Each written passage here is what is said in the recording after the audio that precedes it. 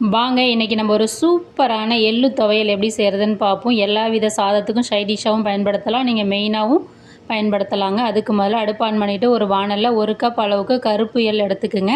மிதமான தீயில் அடுப்பை சிம்மில் வச்சுட்டு ஒரு 2லேருந்து 3 நிமிஷம் எள்ளு நல்லா பொரிஞ்சு வெடித்து வருங்க. அந்தளவுக்கு நல்லா வறுத்து எடுத்துக்குங்க, கருக விடக்கூடாது.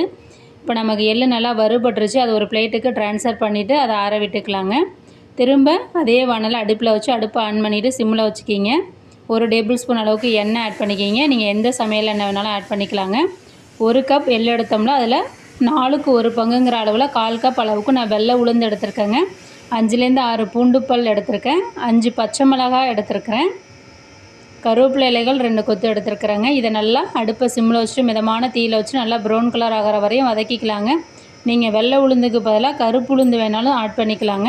பச்சை மிளகாவுக்கு பதிலாக வரமிளகா வேணாலும் ஆட் பண்ணிக்கலாம். இப்போ நல்லா வறுபட்ட பிறகு அது கூட ஒரு சிறிய நெல்லிக்காய் சைஸ் அளவு புளி ஆட் பண்ணிக்கிங்க. புளி கண்டிப்பாக ஆட் பண்ணுங்கள், அப்போ தான் இந்த துவையல் டேஸ்ட்டாக இருக்கும்.